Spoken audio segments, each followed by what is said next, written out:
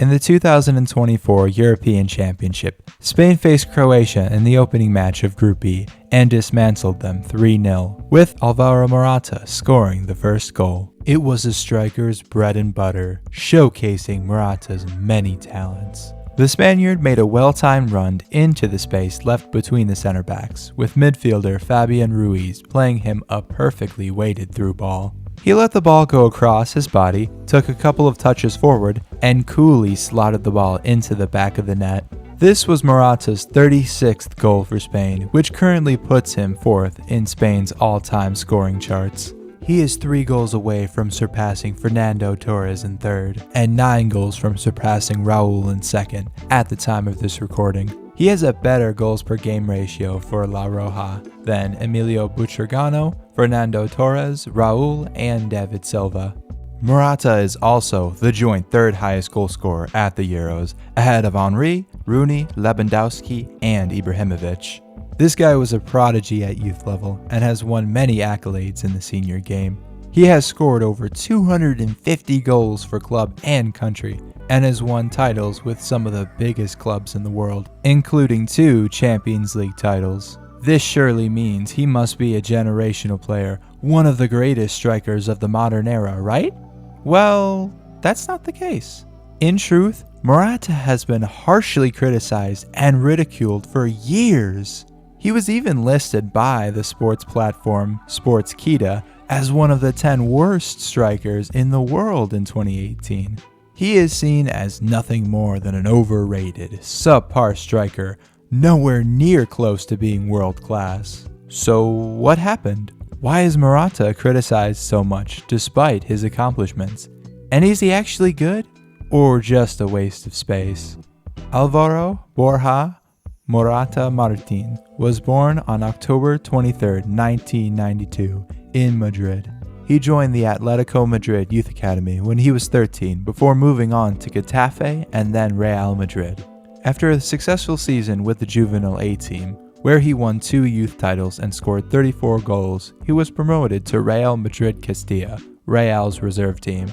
Between 2010 and 2013, he was one of the best young prospects in the world. At Real Madrid Castilla, he was a goal machine, scoring a whopping 44 goals and notching 12 assists in 83 matches, and winning the Segunda Division title in the 2011-12 season. Morata was compared to Real Madrid and Spain's Fernando Morientes due to his playing style, and was set to become a generational player. For Spain at youth level, he was a superstar, winning the European Under-19 and Under-21 championships, finishing both tournaments as the top goal scorer. Eventually, he would fully break into the Real Madrid first team in the 2013-14 season under Carlo Ancelotti, and make his debut for the Spanish national team under Vicente del Bosque. At Madrid, he would be on the bench fairly frequently, which was expected considering he was fighting for minutes for a team filled with genuine superstars. He only played a full 90 on 5 occasions, but despite that, he would make 10 goal contributions in the 970 minutes he played, which is 1 goal contribution every 97 minutes, as Madrid went on to lift the Copa del Rey and the UEFA Champions League title. In the summer of 2014, Juventus announced that they had reached an agreement for a fee of 20 million euros for the transfer of Morata, who signed a 5-year deal, with Real Madrid having the option to buy him back. He won back-to-back Serie A and Coppa Italia trophies, scoring crucial, game-winning goals in many of those title wins. He was also included in the 2014-15 Champions League Team of the Season, scoring 5 goals and making 2 assists in 12 matches, which included 2 goals against both Dortmund and former club Real Madrid, and leading Juve to the final, where they lost 3-1 to Barcelona. He was later called up to Euro 2016, where, despite scoring 3 goals, Spain was knocked out in the round of 16 by Italy. Because of his form, Real Madrid decided to buy him back for 30 million euros in the 2016-17 season. Morata would arguably have the best season of his career, putting up 20 goals and notching 6 assists in all competitions, being a key part in Madrid winning the La Liga title, UEFA Super Cup, FIFA Club World Cup, and the Champions League. Morata was in high demand, and Europe's elite were looking once again. Chelsea had recently won the Premier League, and with Diego Costa departing, Morata was thought of as the perfect replacement. So the Blues splashed €66 million on the Spaniard and immediately became their star center forward. The Spaniard put up 17 goal contributions in 31 league games and won the FA Cup with the Blues. That sounds good for a debut season. However, there were problems surfacing. Morata was gaining a reputation for being not so clinical in front of goal. He lacked composure in front of goal in the most crucial matches, giving him a reputation as a choke player. And with his hefty price tag weighing him down, the criticism only grew. I think this move didn't destroy his career, but it damaged it massively. His confidence was all but shattered because in the next season, he would only score 9 goals in 24 matches and scuttled out to Atletico Madrid on an 18-month loan deal. Alvaro Morata left the Premier League a broken man. He has admitted that he came close to suffering from depression during his difficult season-and-a-half spell at Chelsea and struggled to handle the pressure. I didn't quite feel loved or appreciated by the club or the fans. I started very well at Chelsea, but an injury in the end leaves you dry. Now signing for Atletico has been the best thing that could happen to me in my life. The next season represented a massive comeback for Morata, with 21 goal contributions in 44 games, even going through a run where he scored 4 goals in as many games. In addition, he would also score and assist in the semifinals of the Supercopa de España in a 3-2 win over Barcelona. This good form saw him move back to Juventus for €36 million, where he would have another fantastic season. 32 goal contributions in 44 games, his most productive season, including 7 in 8 UCL games. The Spaniard won the Coppa Italia as well as the Supercoppa Italiana, even scoring the game-deciding goal in the final. He finished as Juve's second highest goal scorer and was called up to Euro 2020. It seemed like Morata's form had turned a corner. While he still had a reputation for lacking ice in his veins, his numbers were solid, and his all-round game was fantastic. More on that later. However, the Euros would prove to be a horrid time. The Spaniard was the center of attention even before the tournament began. After missing 4 attempts on goal in a friendly against Portugal, a small group of supporters began to chant, "Morata, how bad you are." After the match ended 0-0, he was mercilessly booed by Spanish fans. At the start of the tournament, he missed big chances in a 0-0 draw with Sweden and had a penalty saved in Spain's 5-1 win against Slovakia. Despite this, he scored the equalizer in a 1-1 draw with Poland that saw them go through. Even as his performances were improving, scoring in a 5-3 win against Croatia in the round of 16, Morata said that he had received vicious abuse on social media and that his wife and children had been shouted at on the streets of Seville. I would like people to put themselves in my shoes and think what it's like to get threats towards my family. People saying, "I hope your children die." Morata told the Spanish radio station Cadena Cope, "I've had to leave my phone outside my room. My wife and children have come to the stadium in Seville with Morata on the back of their shirts, and people have been shouting at them. It's complicated. I understand people booing me for missing chances, but there's a limit." Spain beat the Swiss on penalties to progress to the semifinals against Italy, where Morata came off the bench to score an equalizing goal, which sent the match to extra time, and eventually to a penalty shootout, which they ended up losing 5-3. While the tournament seemed like hell for Morata, I believe that he deserves more recognition for his performances at Euro 2020. Morata displayed his off-the-ball intelligence and work rate. He also stepped up at important moments to keep Spain's hope of winning alive.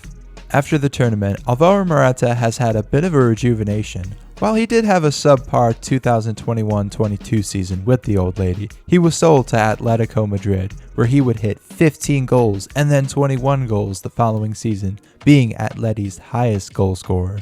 For Spain, Morata was named in the final squad for the 2022 FIFA World Cup, where he scored a goal in all 3 group stage matches against Costa Rica, Germany, and Japan, equaling the same record for Spain, set by Telmo Zarra in 1950. Morata even scored the game-winning goal against Portugal, as Spain would win the 2023 UEFA Nations League. From being a European champion with Madrid, being one of the most desired and lethal forwards in the world, to being declared one of the worst strikers at Chelsea and a choke player. Morata has brought glory back to Spain and is universally regarded as one of the best all-round strikers in the world, being praised by teammates and managers alike, with Diego Simeone even saying that he is on par with Erling Haaland. Spanish fans now have a newfound respect for the forward, and it seems that his redemption arc is fully complete. Assessing him as a forward is a bit tricky because Morata is not an out-and-out ruthless goal machine like Haaland or Lewandowski and should not be compared in that aspect. He has been more of a false nine throughout most of his career. A false nine is a center forward who repeatedly moves towards the ball in deeper positions from high up the field. They often act more as attacking midfielders and help more with build-up play, which is why they are called false nines. The main intention is to drop deep, get on the ball, away from the opposing center backs, and look to draw players out of position and disrupt the defense, which creates spaces for the forwards or other teammates to run into. Morata is an expert at this as he loves to drop deep between the lines or in the half spaces left by the opposition, receive the ball, and create passing angles and spaces for the midfielders and wingers. This type of movement is very hard to track, often dismantling the opponent's defensive structure. This can also create overloads or breakaways that can easily lead to goals. A good example of this was in a match for Juventus against Genoa.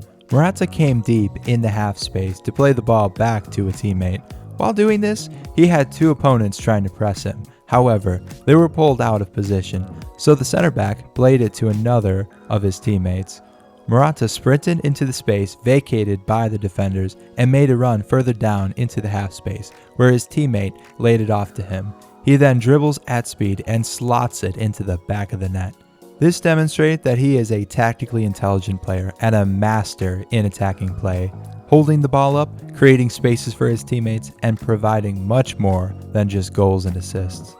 However, it is also important to point out that Alvaro Morata in recent years under Diego Simeone has been taking up more goal-scoring positions in the 18-yard box. Looking at his shot map from last season, you will see that most of these goals are coming from inside the 18-yard box. The Spaniard is acting more like a poacher, similar to Filippo Inzaghi, where Morata uses his incredible movement and experience to get himself into more scoring positions inside the penalty box. However, Morata has two major weaknesses that hurt his game: his constant offsides and finishing. Make no mistake, the Spaniard is fantastic at making perfectly timed runs behind defenders. However, Morata has drawn criticism from this, with many saying that he is too eager to make runs, which causes him to be called offside. A lot. During his time at Chelsea, Morata has been caught in an offside position an incredible 16 times in 2 hours of football. To put that into perspective, in the 2017-18 season, the Spaniard had been offside every 7 minutes and 30 seconds in the Premier League. Finally, the aspect that Morata has received the most criticism is his finishing. Over the past 2 seasons, his attacking stats have improved, but he is still incredibly wasteful. His percentage of shots on target in the 2023-24 season was 47.3%, which is decent for a forward, but considering the number of chances he gets inside the box, Morata needs to be more consistent in front of goal and more clinical in the penalty box. I know that I mentioned before that Morata shouldn't be judged off goals alone, but after all, he is a striker, and their job at the end of the day is to score. He hasn't scored more than 15 league goals in a season, and combined with his misses and wasted opportunities, it is a stain on his legacy as a player. In truth, Morata is a player who is, what I like to call, so overrated that he's underrated. Due to his constant ridicule in the media and by fans, you would be fooled into thinking that he is a striker who can't score. While some of it is fair, it overshadows his other talents that give his team an extra 20 goals a season, mainly his movement, control, tactical intelligence, positioning, and unselfishness. He is not exactly an assist or a chance-creating machine, but the little things he does off the ball and on it can unlock a defense and win games for his team, which is what he should be remembered by.